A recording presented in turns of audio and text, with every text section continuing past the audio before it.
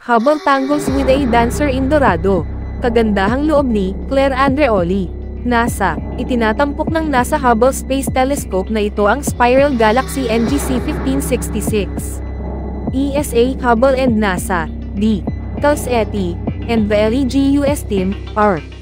Chandar. Itinatampok ng makulay na Hubble Space Telescope na ito ang Spiral Galaxy NGC 1566, kung minsan ay informal na tinutukoy bilang Spanish Dancer Galaxy.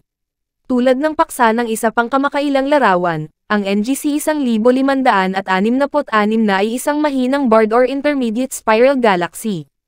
Nangangahulugan ito na wala itong malinaw na naroroon, or malinaw na wala na hugis bar na istruktura sa gitna nito. Utang ng kalawakan ang palayaw nito sa matangkad at dramatikong umiikot na mga linya ng mga spiral arm nito, na maaaring pukawin ang mga hugis at kulay ng gumagalaw na anyo ng isang mananayaw. Ang NGC 1566 na ay nasa humigit kumulang 60 million light-years mula sa Earth sa konstelasyon ng Dorado at isang miyembro ng Dorado Galaxy Group. Ang pangkat ng kalawakan ay isang koleksyon ng mga galaxy na nakagapos sa gravitation ally. Naiiba ang mga ito sa mga kumpol ng kalawakan sa laki at masa. Ang mga kumpol ng kalawakan ay maaaring maglaman ng daan-daang mga kalawakan, habang ang mga grupo ng kalawakan ay maaaring magkaroon lamang ng ilang sampu ng mga kalawakan.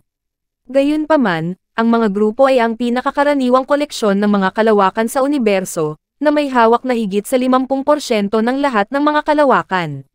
Bagamat kasalukuyang walang tiyak na delineasyon ng numero sa pagitan ng kahulugan ng isang pangkat ng kalawakan at isang kumpol ng kalawakan, iminungkahi ng ilang astronomo na ang mga koleksyon na may mas mababa sa 80 trilyong suns ay dapat na uriin bilang mga pangkat ng kalawakan. Ang pagiging miyembro ng grupo ng Dorado ay nagbago sa nakalipas na ilang dekada, dahil binago ng iba't ibang mga siyentipikong papel ang listahan nito ng mga constituent galaxy. Ito ay isang halimbawa kung bakit napakahirap para sa mga astronomo na ipindaw ng mga miyembro ng mga grupo ng kalawakan tulad ng grupong Dorado. Ang isang paraan upang mas maunawaan ang problemang ito ay sa pamamagitan ng pag-imagine ng litrato ng isang may sapat na gulang na tao at isang malaking puno ng oak.